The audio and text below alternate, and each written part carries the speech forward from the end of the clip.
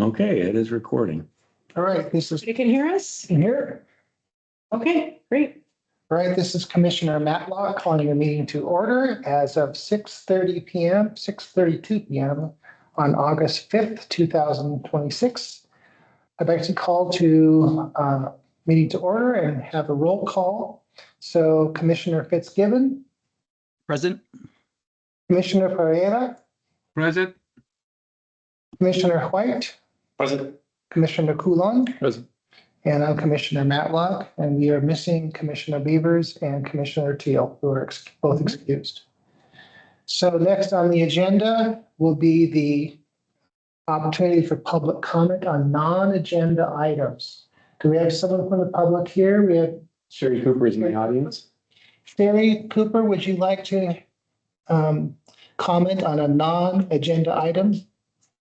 No, I'm good. Thank you. Okay. Are there any other people present for public comment? Or not. Seeing none, I close public comments. We move to the approval of the minutes from the July 1st, 2026 meeting of the Planning Commission. Motion to approve. Motion to approve by Commissioner Coulon, Second. second by Commissioner White. All in favor? Aye. Aye. Okay, approval is unanimous. Next on the agenda is the introduction of the public hearing and potential recommendation for NBMC 18.16 parking regulations. Okay. Great, thank you. And then I will do the introduction and then we can open up the public hearing. As of now, we have not received any comments. The SEPA is still open. And so by the time, before that time that it closes, we might receive some comments. There's an option if the Planning Commission is ready to make amendments tonight, you're welcome to, but we can also bring it back so we can see how that goes. And then any comments received, we would address. So the idea with these amendments are to align with new state requirements, really focused on residential development. And so there's a number of House bills, Senate bills, and those turned into RCW, Revised Code of Washington laws, that we are required to be in compliance with. And so there are a lot of other things that staff would like to address in this code, and we've plugged in a few, but generally the direction from council was do what you need to do in general. We've got a lot of workload and a lot on our plate. And for example, we added in some biking, new biking standards, but we'd love to tear apart a lot more of it. But it's more of a time and a workload, and just, does it need to be done? Is it required? Or let's just focus on what we need to do and come back to it.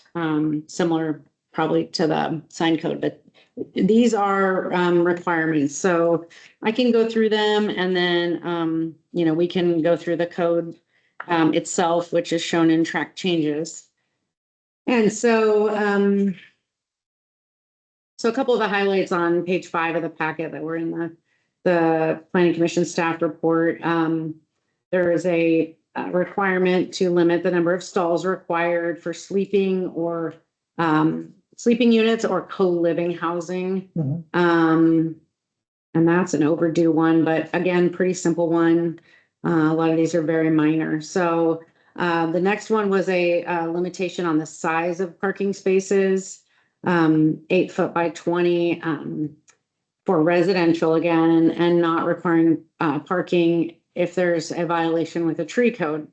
That doesn't come up very often, I guess, but it's a new layer that we'll look at if it does. And so that one takes care of B. And then C is also been on the books for some time. We're a little bit past due, and the point of these is that if you don't have it in your code, it defaults to the state requirement anyways. So C is related to, you're not required to have new parking for residential units when you have an existing building. So again, probably pretty unlikely we might see something here, but let's just say like the building where the downtown theater is and the downstairs, if that was remodeled into units, it's an existing building, residential, you do not have to put new parking in.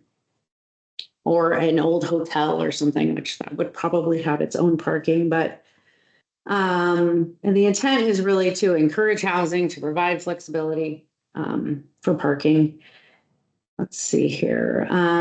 C is, that's what we just went over. Then D is affordable housing, to not require off-street parking. So for affordable housing, there's also passive housing requirements, modular construction, or mass timber construction. And again, we haven't seen the mass timber here in North Bend, but I mean, that could be a big, we were talking about how that could be a big impact. There's some big buildings that are mass timber, but it has to be for the affordable housing portion only. So, and then Caitlin worked on a number of amendments for the bicycle parking. She looked at like 6 other cities. What's the standard? What are we seeing? And our intent with that was just to come up with something that works for us, continue to support all of our bike trail expansions. And if we're getting a new building put in, if it's a Safeway or it's a downtown building or it's something else, anything, is that they've thought about putting a bike rack in. If there's residential, you have some residential standards for bike racks. You know, some of them go as far as like you need charging for these new, you know, e-bikes and things like that. So we tried to keep it pretty simple at this point, and we can talk more about that when we get to the, if you guys want to, when we get to that section. So let's see, a couple other things to note. It looks like page 18, we added in a separation of sports fields versus public swimming pool. Sports fields, we looked at again some of the standards that we're seeing, and we thought that the 20 per field was a better metric than these benches or seats that you're anticipating. So again, we'd probably like to do more edits here, but it was a time and necessity of just cleaning up some of the things. And then one final thing, I guess, is loading areas for commercial, industrial, multifamily. We deleted a bunch of that section, and we just referred to, you know, it's come up at the Middle Fork, which is just a master site plan where they want to do kind of smaller industrial, where it might be like out at Preston where it's individual businesses and they just use like a box truck. They're not using a semi, so they don't need huge loading areas. So our dimensions were kind of specific to that, and it can be scaled depending on the use. And so if they can meet fire turnaround and they can maneuver the trucks that they're going to need for their business, for the building they build, then we should. Example of leaving something in the market that we don't necessarily need to regulate. Yeah, so. Yeah, those are the main things, so. Are there any comments or questions on, well, we did have one more thing, sorry. Page, there's not pages on what I printed out. It's one of the first pages for a change in use exemption for like a downtown. We've run into this. This was kind of a cleanup. We're on page 12. So when a use is existing business or something is changing, they're either expanding or they're enlarging. It could be internal to the building, like a daycare that's just adding another classroom within a building that already exists. We were trying to build in a little bit more flexibility for when additional parking is triggered. So that's the intent of that. What was the paragraph on It's 1816-040. that? Bottom of page 12. Parking expansion, enlargement, or change in use and exemptions. Right.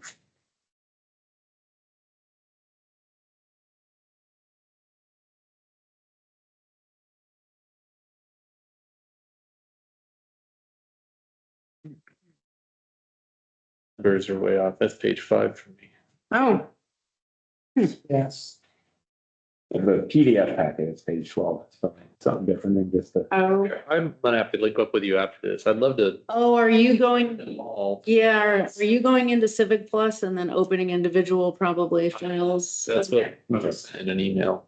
Okay. One. There's two ways to view it, click directly into the document, or you can click on the PDF of the packet. I'll get to you after the meeting. Hopefully, yeah, you should be able to click into the PDF as well. And then that is what is attached to your meeting invite, in Outlook, but, let me know if there's something I need to do. The packet should be posted as well to Civic Plus, but yeah, so All right, go ahead. question. So Commissioner White, Yeah, I have sort of a big picture question, in regard to workloads and whatnot. Do we potentially just want to deal with the amendments that are putting us in compliance with state law changes tonight? Because I feel like we could end up getting bogged down in the bicycle stuff. And I feel like that could be sign amendment type stuff. Like I feel like if we start getting into that, Right. it kind of makes this whole thing potentially difficult to approve for Right. recommendation. I mean, Oh, we have it open, so it is a good time to address it. okay, Yeah, I would hope that we would be able to get to it at this meeting and the next meeting, maybe.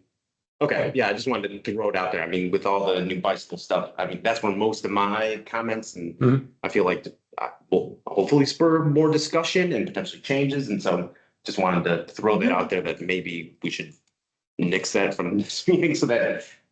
I mean, yeah, I think now's the time. If it, The yeah. state law department stuff passed. I think with the state obligations to deal with these, the ones that are overdue are not high priority issues where we have like a pending application that this is going to make a difference for. Okay, Mhm. So I think we can wrap in the bike stuff as we do this as well. all right, that's. Yeah. all right, other comments in general before we proceed? Any other comments? Thank you, Commissioner White. I think you could open the public hearing All now. right, so I'd like to open the public hearing on this agenda item. For NBMC 18.6 parking regulations. Do we have comments from the public on this? Don't see any, nobody's in attendance. If Ms. Cooper is in attendance. Yep. No, I'm good, thank you. Okay. Or we have another member of the public here. with Given. Yes, a non-voting member. Any other comments from the public, or I'll close this section of the public comments at 6:44, looks like. Comments from the commissioners? They're pretty standard. I mean, I'm not, I'm just curious. Was city passing an ordinance requiring private property owners to have bike parking? It looks like it's only 5 units or above. Can you identify yourself for their? Commissioner Coulon, Okay, thank you. thank you for that. Yeah, I was just curious. Is that pretty common across cities? Private? It's becoming more and more common. It's a way to incentivize ensuring that if somebody wants to bicycle to a location, it's easy enough to do. That there's some basic facility for them to put their bike at. So They're private residents. For multi. private residences just as applies to multifamily, so that the facility is. Yeah, they'd be living at the multifamily. So it'd be, it's not like we're requiring like a store to provide. And we might be separate, but yeah. That was just, I was curious about that. It sounds like it's pretty common these days. Anyone building a multifamily unit, 5 families or more Mhm. required by the city to also have bike parking. Yeah, and you are familiar with living in multifamily housing like I did when I was younger. The bikes are often up on the deck, which makes it difficult to actually use the bike because you're carrying it and all the stuff that goes with that.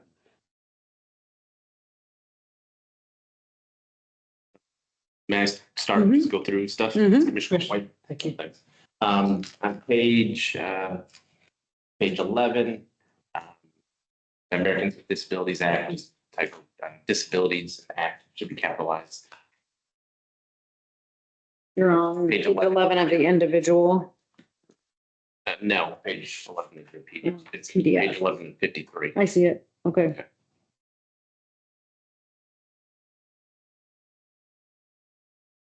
Sure, 020. Gotcha.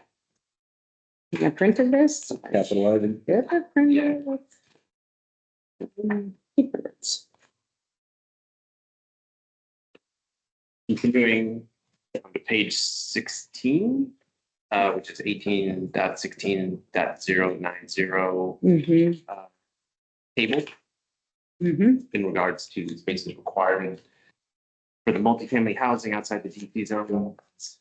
This is to align with the RCW. It says mm-hmm. we have comments. It says shall not be more than 3 spaces in depth. But I guess the RCW, I don't think said that.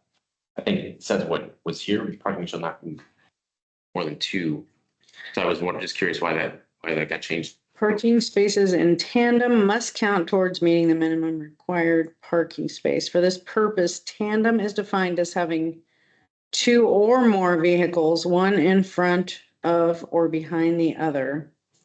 So 2, we're requiring 2 per dwelling unit. Where spaces are provided in a garage, parking shall not be more than. And I guess why Right. the limitation? I don't fully understand what, I mean, it's just 2 parking spaces. Yeah, I right? think, yeah. No, so it's when you've got, oftentimes you've got a deep garage Mhm. and you'll, like a condo scenarios, colony this, you park one, pull in the other, that's tandem, but you have to pull out the back one before you can get the Got it. other one. Yeah. So do we think it is providing that it needs to be 3 in depth or is 2 sufficient?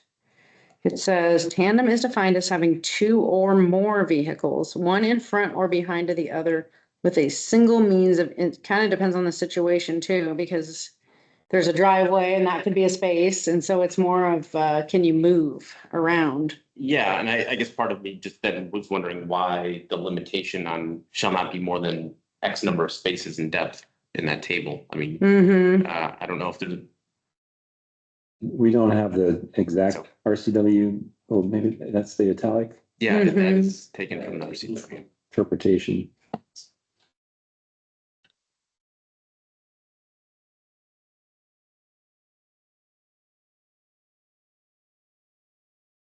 Two or more. Mm-hmm. So was this suggested then to go back and make sure that's clarified with what our C?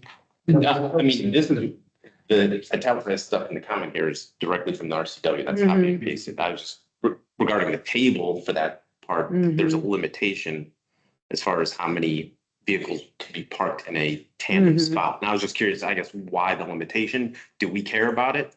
If I think the idea is, condo and the owners park 4 cars there, well, it's what counts. you know, So if you say you need to have 2 spaces for that condo, you can't have, well, I guess it doesn't necessarily matter if the requirement is 2 per unit. Mm-hmm. The 3 in depth, I guess, doesn't really make a difference anyway. Yeah. You're just saying that you can't have more than 2, one behind the other.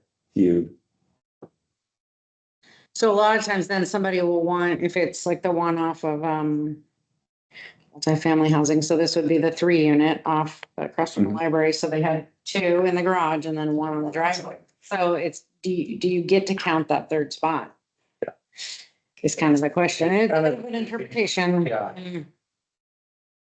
Do you guys? I don't know. Yeah. I don't know. I just know, I'm curious.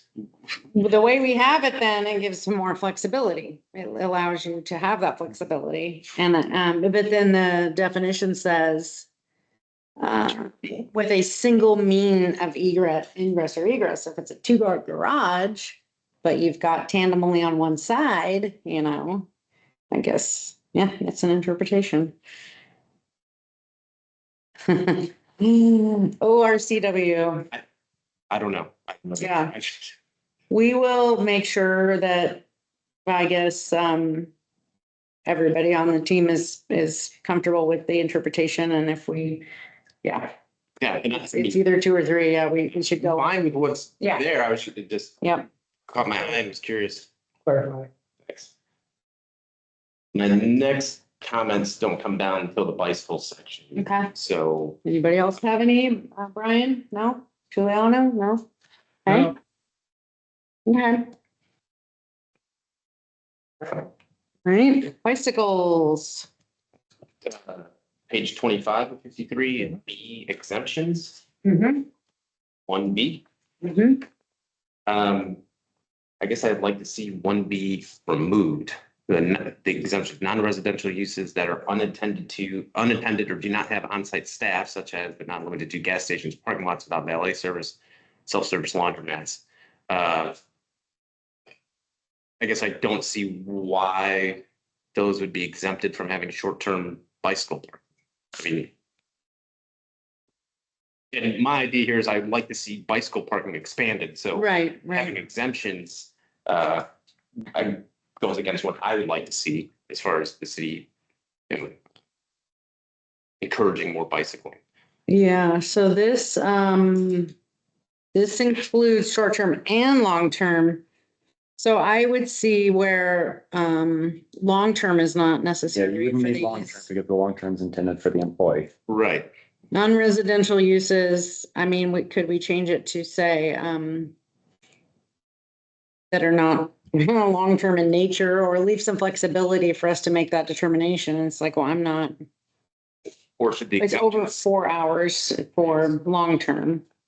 or should the exemptions be split into short-term and long-term sections? Mm-hmm. Yeah, then it goes into short-term parking standards and long-term.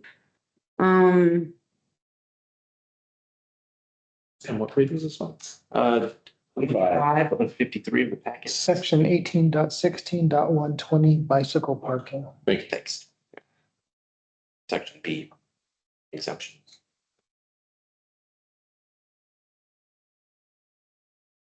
I agree, it's probably better to take it out and then,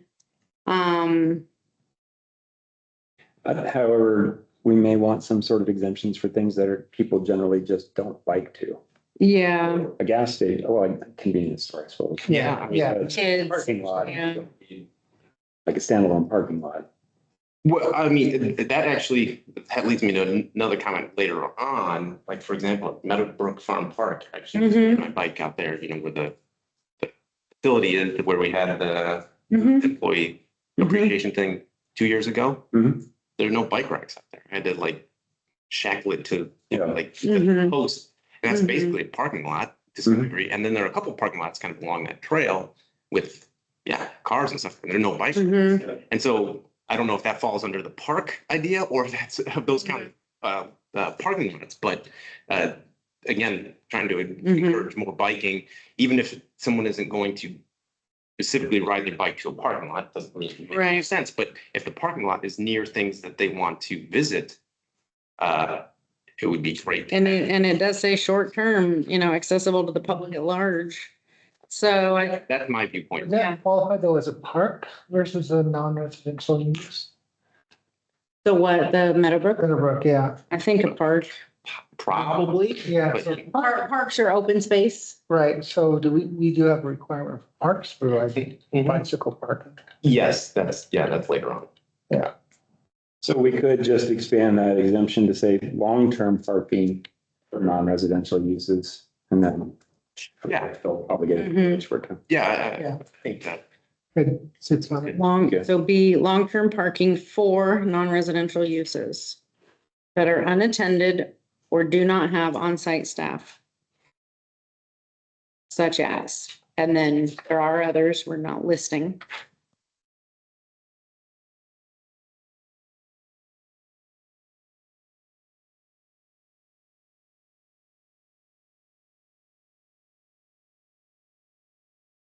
I wouldn't think you'd want long-term parking in a parking lot anyways. I mean, that's probably not gonna wanna leave your bike there.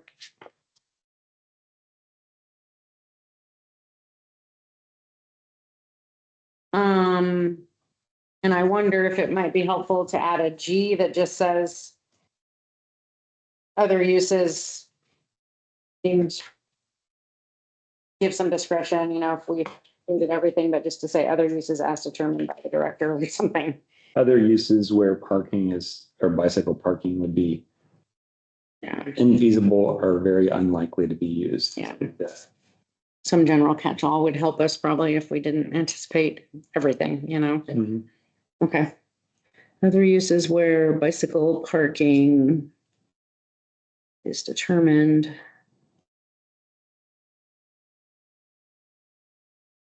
Sorry, or how does this affect existing buildings? What, like, is there, Nothing.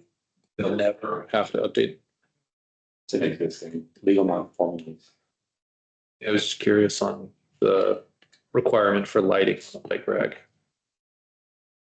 Is not as big a deal if Right. you're a new build. I mean, it requires electrical work and all that, but I guess if you're Mhm. planning that into a new construction anyway, Mm-hmm. or retrofit lighting for a bike rack. Continuing on, I guess, mine, that's okay. Page 26, D, long-term bicycle parking standards, Mm-hmm. 1E. The residential uses shall provide access to a power source for electrical vehicle charging. One power source shall be provided for every 10 bike parking stalls. What's the rationale for tying these together? And that a lot of bike use these days is electric. So Tying the 1 for 10 or, Well, yeah, I mean, it says for electrical vehicle charging. I really could say bike charging. Okay, okay, yes, I think that's what it meant. okay, thanks. That definitely would make more sense. Okay, yeah, I didn't catch that. Developers. Yeah. Gotcha. And then my next question relates to page 27, the table 15.120. I guess it's kind of a general question about what's the rationale between determining number of stalls per employees versus square footage for things. Yeah. Like, how many stalls per seat? Like, for example, the theater, North Bend Theater, how Right. many, do we have a rough idea of how many seats are in there? I mean, more than 100. I mean, so So 10. that would require 10 bike racks, potentially, Mhm. and that's 200 Bike stalls. Yeah, Yeah, 20 bike stalls. I mean, that seems like a lot, Yeah. but I don't Yeah. know. It was just a general question about Yeah. how it was decided. Yeah, I think at the beginning. Caitlin looked at a number of sections for examples for this. So I think she wasn't just pulling it out. yeah, it was, I guess, yeah, she told us, you know, it was really industry standard, kind of what she was seeing. I think, again, let's think about how it fits us, and it's good to probably use some examples of, so retail, like the Bartel, old Bartel is, I think, around 12,000 square feet, so that would be short-term 1 stall per 5,000, you know, that's 3 if you round up, and then same with the long-term. And that might be for an employee, or I guess it says, or 1 stall per 10 employees. That seems to fit. I kind of agree with you on the theaters. That could be, that seems like too much. However, if you get a group of kids going to the theater. Yeah, That's the point. and really, that's probably 2 bike racks, Yeah. you think? So, So, yeah, we don't have to Yeah. go through line by line or anything. I would just, unless somebody wants to, I just, yeah, was initially thought about how this was decided on, just in case in the beginning of the stuff. So, And then professional office with or without walk-in customer service, 1 per 5,000. Hotels, motels, 1 per 20. I think for something like this too, if there's an ability to just build in some flexibility. So we're not tied to having to implement something that doesn't make sense. That's always good. I mean, retail, I guess retail's pretty customer facing, so that makes sense. and going back to Chris's question, I mean, so this stuff, I mean, we have all these existing businesses. I mean, it Mhm. does not have any No, impact on them. No. And that's based off of their like building's existence. Mhm. It's not a new. Because when you're building a new- Lease is in a new, an existing location downtown. Right. They're not, they're a new business, but it's not a new building, so they don't ever have to make these adjustments. So I mean, with that being the case, I mean, personally, I'm fine. I think Mhm. leaving the table, it's gonna have, I think, Mhm. minimal impact, but Yeah. Here is the public park. One stall, yeah, per 10,000 square feet of net lot area. On the table towards the bottom. yeah. And that might be, I assume there would be separate governance by Mount Si or Metro Parks. Because that's kind of, they manage that. And I assume they have their own policies on private bike parking and things like that.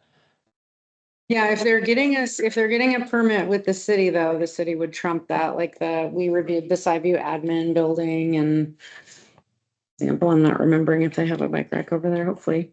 I think they did, as an option, optional, but If you have suggestions on bike racks, like at Yes. Meadowbrook Farm though, that's one of the items that Parks Commission wants to consider with their small park improvement budget this year. So we've got a request already for a bike rack at, Tannerwood Park. So yeah. we could put one in Meadowbrook Farm too. That might be a good idea.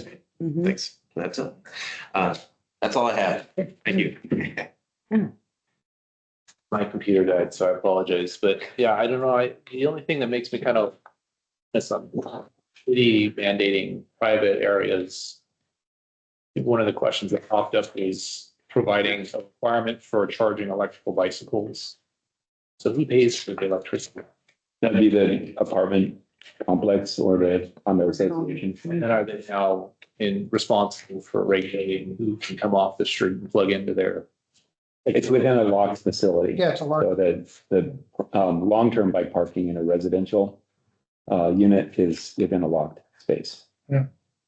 It's only for the people, but commercial would be, available to the public.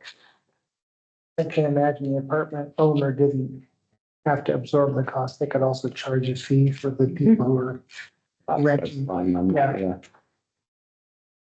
Yeah, they could in the lease or whatever. You want to park a bike in a common area that we have, you have to pay. We'd stay out of that. If you don't want it on your porch. Any other questions from any other commissioners on this part of the, Or edits or anything. Commissioner White? Go on. Not for me. Okay, All right, did you guys want to see this again or next month, or how are you feeling, or? I'm personally comfortable with Making the amendments proposed? taking our comments. Okay, So I'm gonna ask for a motion then to approve this agenda item for the recommendations for NBMC 18.16 parking regulations. All With the commissioners, additional edits made. with additional edits made and amended information. All commissioners in favor, say aye. Wait, who made the motion? Oh, I'm sorry. Sorry, I'll make the motion to approve. Okay, sorry, I'm so sorry. I You were. was making the motion. Yeah, Can I do no? yeah. I don't want to do that. Okay, Commissioner White made the motion, second. I'll second. Okay, Commissioner Cool seconded. All in favor, say aye. I That's unanimous. okay, so if there are comments received after this time before it goes on to council, I'll forward those to you guys for an FYI. They might be on the SEPA itself or just informational, and if they want to bring it back and discuss again or pass comments on to council committee or welcome to. So thank you. All right. All right. So at 7:05, we are going to move to the second item of our agenda here, the 2026 amendments to capital facilities element of the comprehensive plan. All right, and Jimmy, for the minutes, you're taking over from here. Okay, All right, yeah, so a couple of different purposes why we're opening the capital facilities element. One of them is back in the docket process that we had at the beginning of the year. The Snoqualmie Tribe provided comments on a number of elements of our comprehensive plan, and this was one of them. The real big reason, though, is that we've got a new police services contract, and we want to make sure that we're accurately reflecting the information pertinent to that contract in our capital facilities element. So with those two reasons, we open it up. And as we've opened it up, we've addressed additional, more minor edits to a number of system plans that we've updated or intend to update. Provided some additional policy edits, and then some additional description of, like in our municipal building section, describing the North Bend branch office of the King County Sheriff's Office, which used to be the CBD annex, our old office. So with that, it's a fairly straightforward amendment. You've got all the red line changes shown here, and let's maybe turn it back to you guys, see what questions or comments you have. And this is just an introduction. We'll take whatever amendments you guys have tonight, and then we're going to be bringing it back to your next meeting for a public hearing. Okay, let's open it up for the commissioners to comment. When you comment, please state your name so that the transcript gets it accurately. Comments? Oh, come on, it's not as interesting as parking. Oh, Informational, very it was informational. very informational. Yeah. I was not aware that we actually had this much detail. Mhm. Right, if there are no suggestions or ideas, You have to bring them to the public hearing. And that's totally fine too. okay, yeah. Yeah. I guess we're That's it. finished with that agenda item, so I will call the meeting to adjournment at 7:08 p.m. Thanks, everyone. Thank you. You guys. I did have Thank you. one small change on the minutes. Oh, okay. I couldn't figure out why that word was bothering me, but it's adjourned. Oh, thank you. Yeah. Not a big deal. Okay. I can take it since you're gonna be Okay. Mike. Another exciting evening. Missing you. All right. Yeah, I can actually. I just didn't get it. See that way. Thank you. Bye-bye.